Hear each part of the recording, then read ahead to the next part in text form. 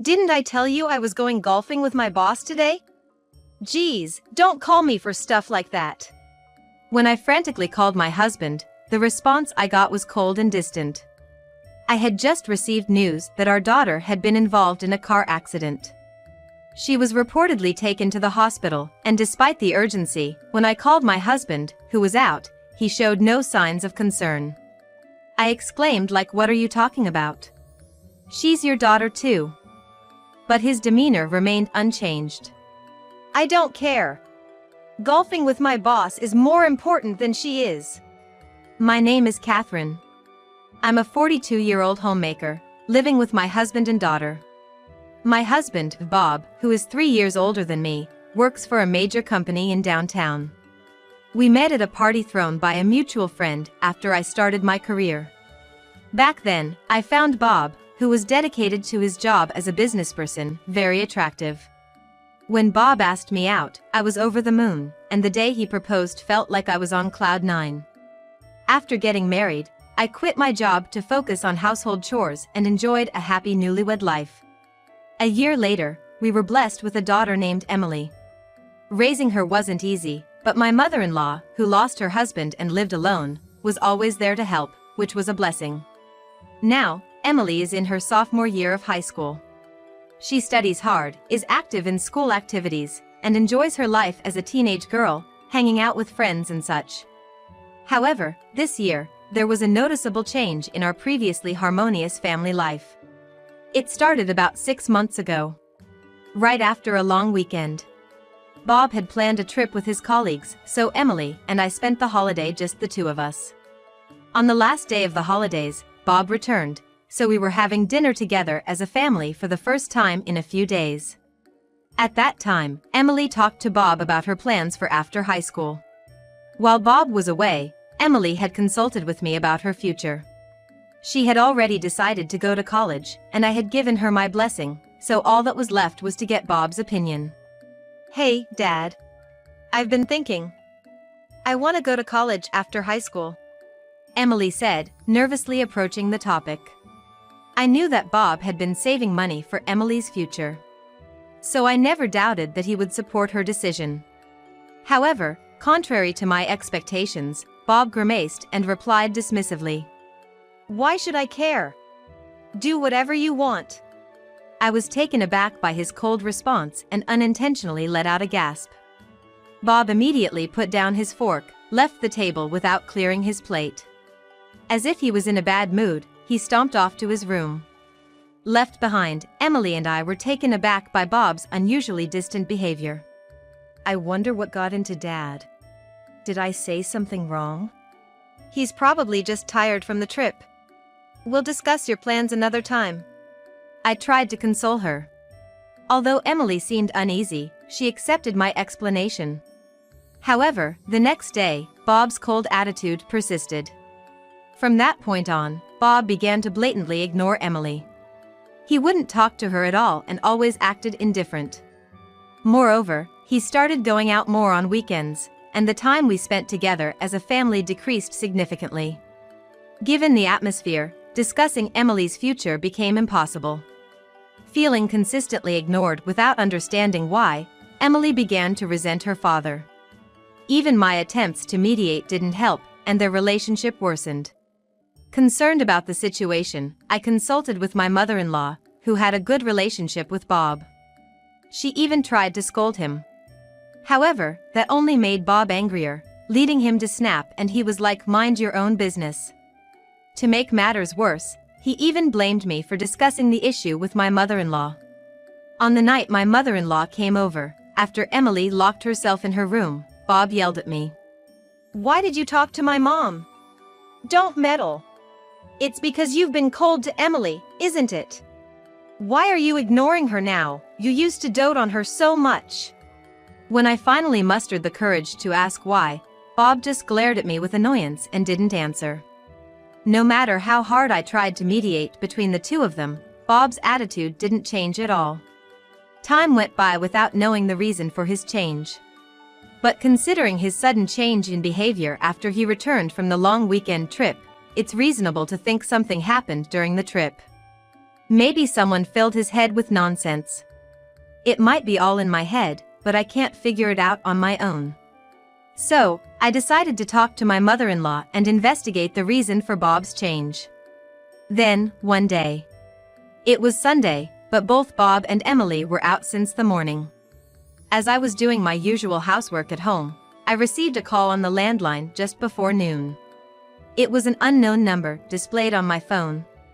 I picked up with suspicion, and to my surprise, the caller claimed to be from the police. "Are you related to Emily?" "Yes, I'm her mother." "Oh my God, did something happen to her?"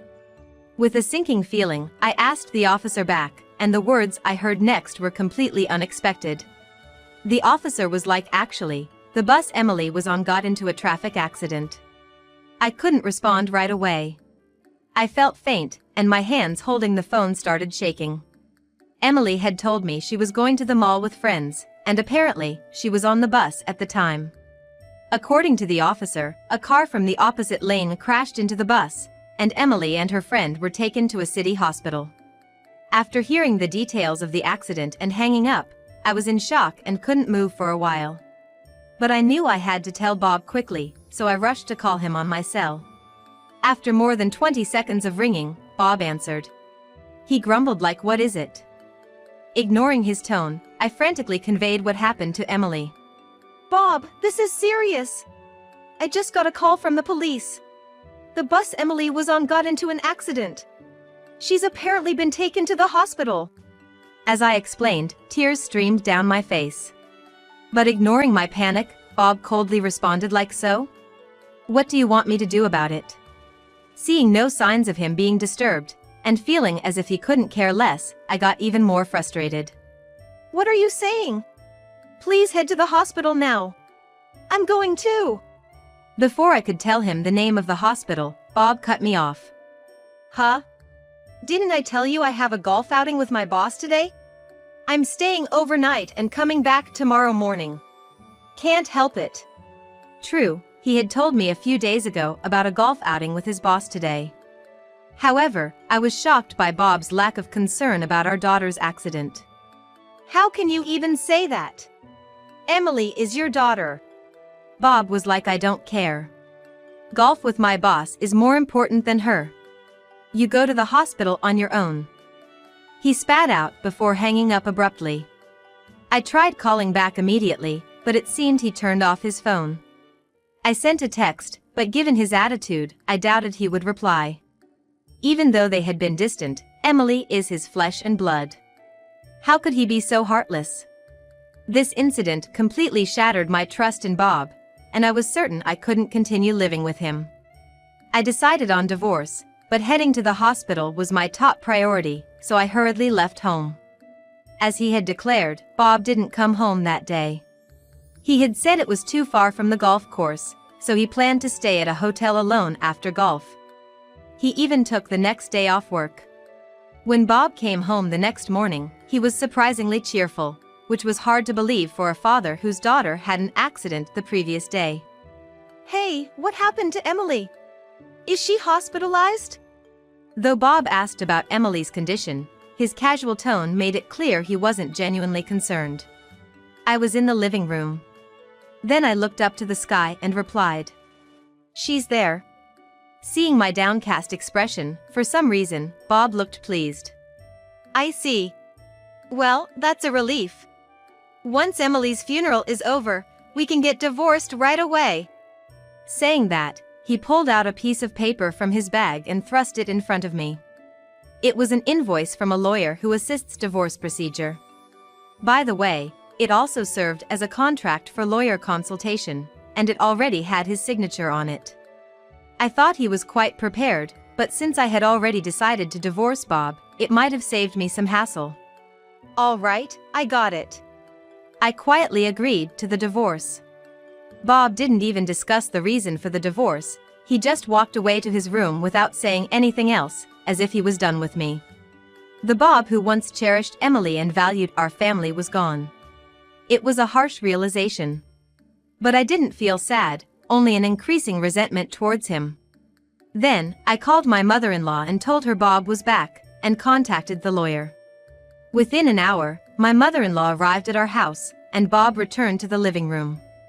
As soon as my mother-in-law saw Bob, she approached him with tears in her eyes. "Bob, what were you doing when your family needed you the most? I never thought you'd be this cold-hearted." Even when scolded by his mother, Bob didn't show any remorse. Instead, he was like, "I had prior commitments, what can I do?"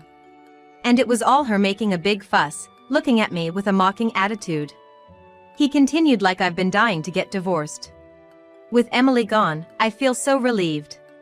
Now, I can leave without any regrets," speaking ill of not only me but also Emily. I couldn't stand it any longer. "Enough is enough," I shouted, thrusting a few pictures at Bob.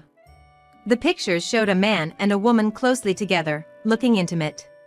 The moment he saw the pictures, Bob's face turned pale. The man in the pictures was unmistakably Bob. Where did you get these pictures?" Stammering, I told him calmly. "They were taken yesterday afternoon. Weren't you supposed to be at a business golf outing? Instead, you were with a young woman. What were you up to?" Confronted, Bob averted his eyes with a frustrated look. These pictures were taken less than an hour after I called about the Emily situation. Bob began to make excuses like she's just a colleague from work. "We just went golfing together." I sighed in disbelief. "Golfing in such fancy clothes? I don't think so. I already know you're cheating, so save your breath." The word cheating made Bob's face stiffen. His inability to deny it immediately was telling. But this wasn't the first time I learned of Bob's affair. Recently, he often left the house without telling where he was going. So, after discussing with my mother-in-law and getting some financial help, I had hired a private investigator. The investigation revealed that whenever he went out, he met the woman in the photos, exposing his affair. His so-called business golf was a complete lie, and he probably stayed at a hotel with his lover. "I have more evidence of your affair. I even have a video of you and that woman coming out of a hotel. Don't think you can get out of it." When I said that, Bob looked pleadingly at his mother. But she already knew of his infidelity and firmly shook her head in disapproval. "To cheat and not even visit Emily in the hospital, and then to selfishly rejoice thinking she's dead. I don't know how you'll face your father." My mother-in-law said this with a mix of anger and sorrow. Bob froze in shock, his mouth agape. "Wait, isn't Emily dead?" I explained to a bewildered Bob, like, "Don't jinx it. You misunderstood. She's very much alive. The injuries from the accident were just minor scratches.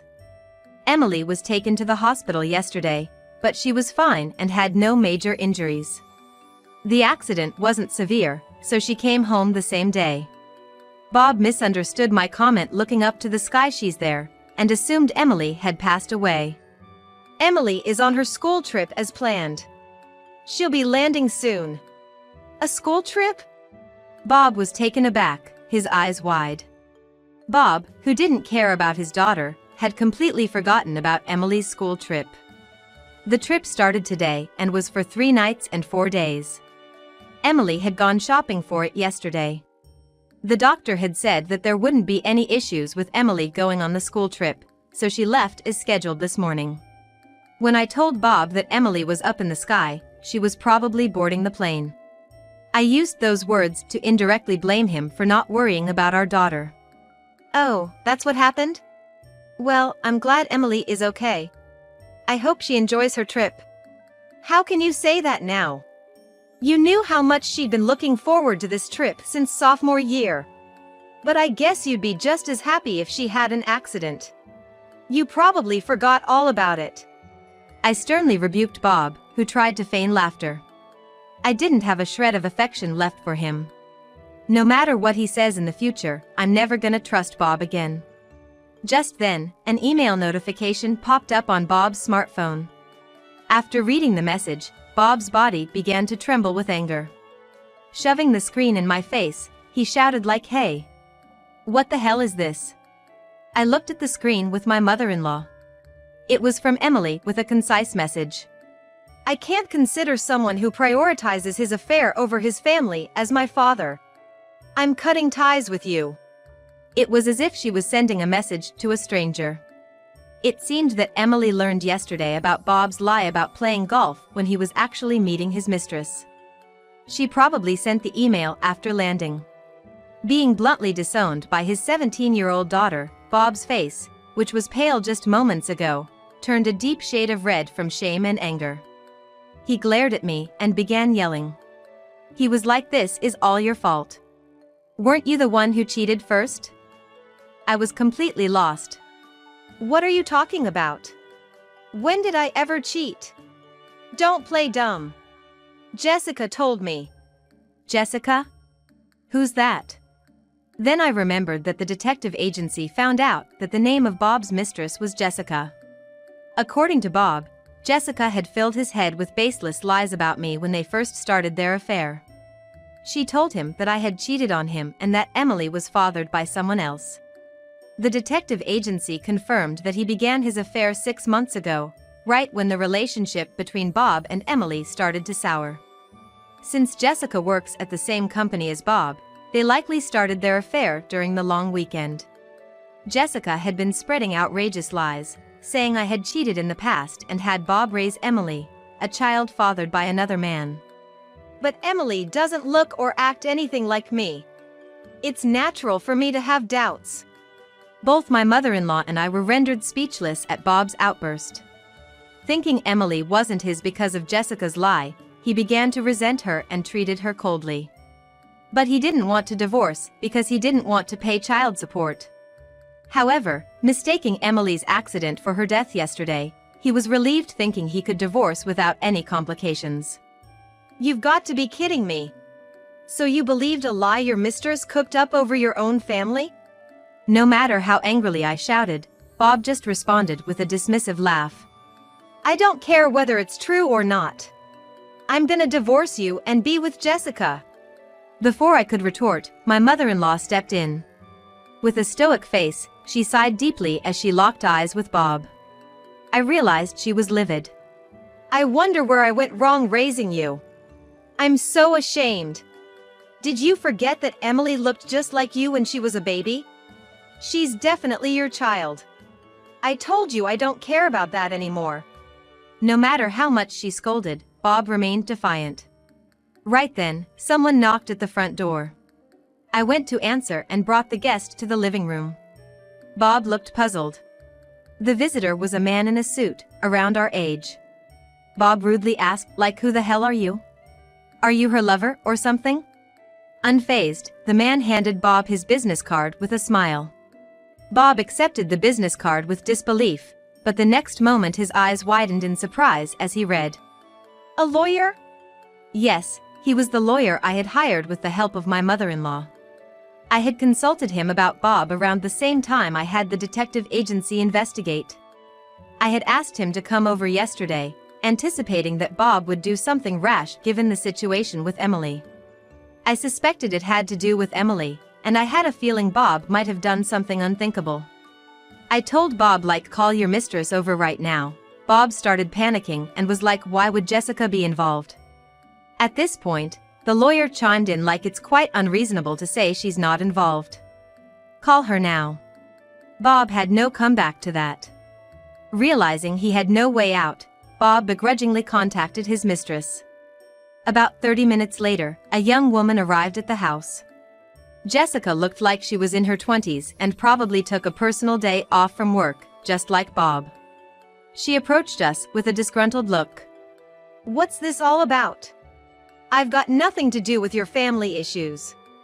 Despite Jessica's refusal, I told her that I was divorcing Bob and that even if she stayed with Bob, he'd have to pay child support to Emily, who was about to go to college. "What? I have nothing to do with this." She insisted she had no involvement, but the lawyer promptly responded. "We have plenty of evidence of the affair. Plus, you fed Bob some nasty lies which resulted in irreparable damage to Catherine and her family. That's defamation, and we could sue you for it." By the time the lawyer finished explaining, both Bob and Jessica had turned pale. Realizing they were out of options and not wanting a court battle, Bob agreed to pay child support properly. We went through a divorce. Later on, I heard that Bob's company found out he had been using his boss as a cover for his affairs. The whole company was appalled by the way he handled the situation, especially when they found out he pretended to be happy about his daughter's fake death. Exposing his true nature led him to resign from his position.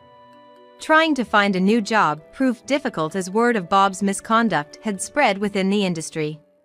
Although he managed to find part-time jobs, his pride got in the way, and he constantly had issues with colleagues, which led him to quit frequently. The savings set aside for Emily's future had already been spent on his affair with Jessica. Soon after our divorce, the two broke up, and Jessica apparently quit her job too. But now, that's none of my concern. Struggling, Bob turned to his mother for help, but was denied.